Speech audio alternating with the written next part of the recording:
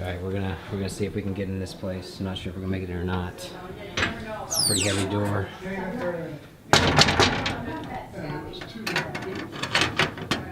What's the word? Sweet and neat. Come on in. Money, we're in.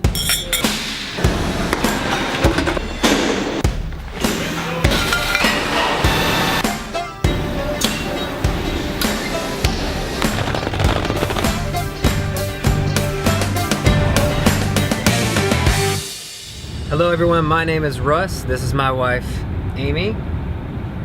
And this will be the Bourbon Trail Tales.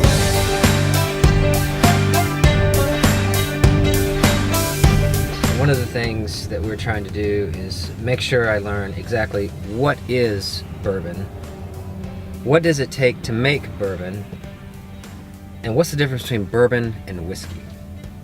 All those are things I hope to be ingrained in my head after we're done with this trip. Everybody in? Oh yeah. Hey guys. Hey. Hello. This is Angela. And that's Nate. Hi. And we're doing the Bourbon Trail together. You ready? Let's do it. Let's do it.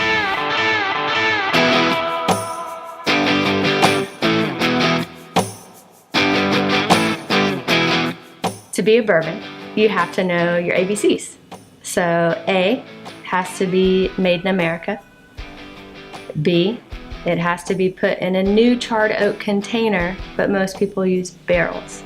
C is one of the most important. It has to be at least 51% corn in the mash bill.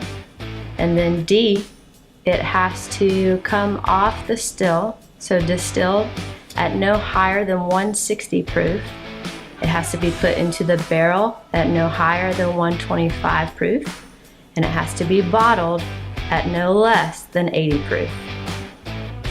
That's what bourbon is.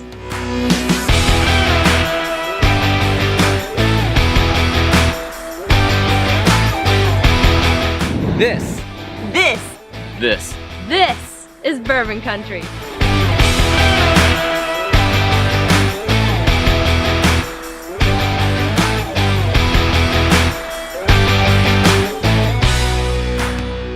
Hi, my name is Noah. Welcome to castle&key. My name's Ashley. Welcome to Four Roses. Hey y'all, my name's Savannah and welcome to Wild Turkey. Hi, my name is Jeff Warnicki and welcome to Buffalo Trace. Hi, my name is Rick and welcome to Barton 1792 Distillery. Hi, my name is Jackie. Welcome to Maker's Mark. Hi, my name is Chris. Welcome to Angel Zivvy. Hi, I'm Terry with the Reserve. Welcome and thanks for visiting. Hey, my name is Landon. Welcome to Lux Row Distillers. Hi, my name is Sarah and welcome to Old Forester.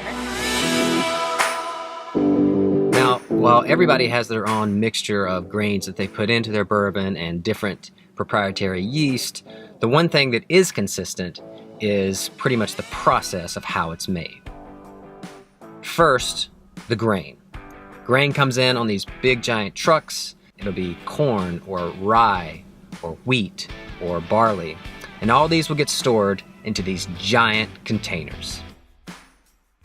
So all bourbon is whiskey, but not all whiskey is bourbon, largely because of where it's made and the grain content. So bourbon has to be at least 51% corn, whereas whiskeys can be made with other grains. So once the grains are ground down, they're combined with that delicious Kentucky limestone filtered water that a lot of times comes from a natural spring that you'll see right on the property. Limestone water is not necessary for making bourbon, but very helpful for making bourbon because it is devoid of iron, but it also has calcium and magnesium. So it has these good components to it, but it also doesn't have iron or other minerals that are detrimental or could be detrimental to the flavoring process. That water cooks together with the grains until it is ready for fermentation. This is when it goes into these giant vats. Once it's filled up, that's when they combine their magic and usually proprietary yeast. Now the mash will ferment together with the yeast for usually 4 to 6 days. And at that point, you'll be able to see a difference. You'll see actual bubbles coming up off the mash. That's the CO2 that the yeast are producing. You can actually taste it, which I did not but some other people did.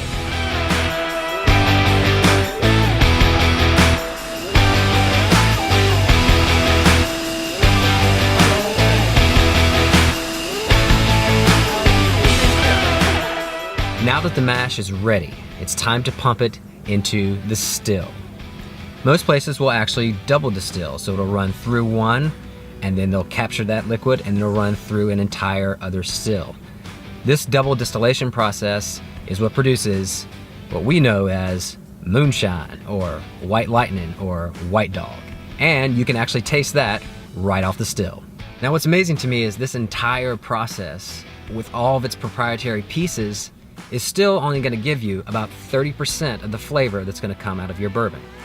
The other 70% is going to come when it's in the barrel. Now let's talk about barrels. They use a charred oak barrel largely because of the wood.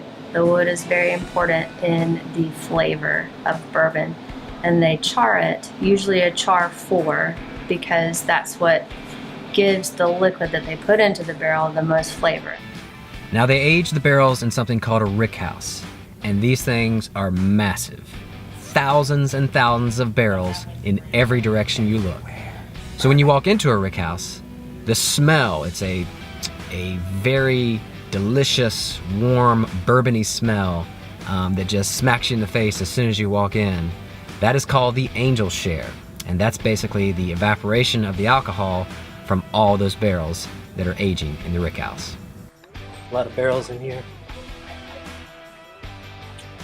I said the pappy's right here, but we can't have it yet. Now, when it's time to get that product out of the barrel, it has to be at a minimum 80 proof when it goes into the bottle. And when it goes into the bottle, now it is ready for consumption. Say bourbon on 3. 1, 2, 3.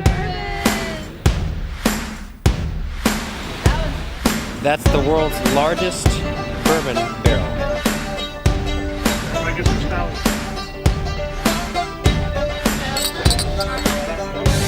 Angela, what are you getting ready to do? To dip a bottle.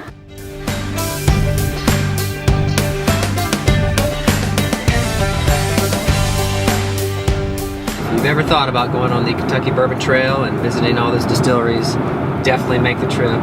It was a fun time, and can't wait to go back and visit again. That concludes this edition, the first ever of Bourbon Trail Tales. Until the next time.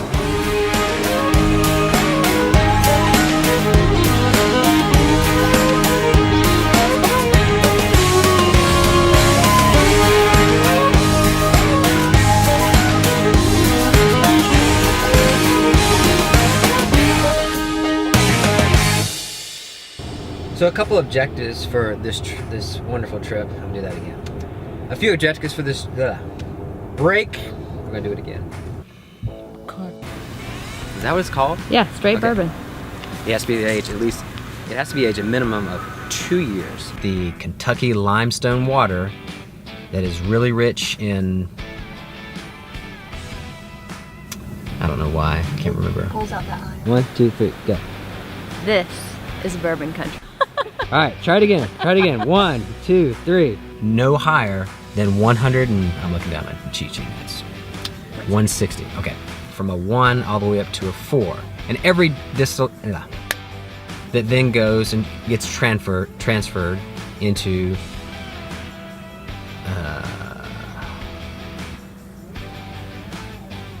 and I've lost it.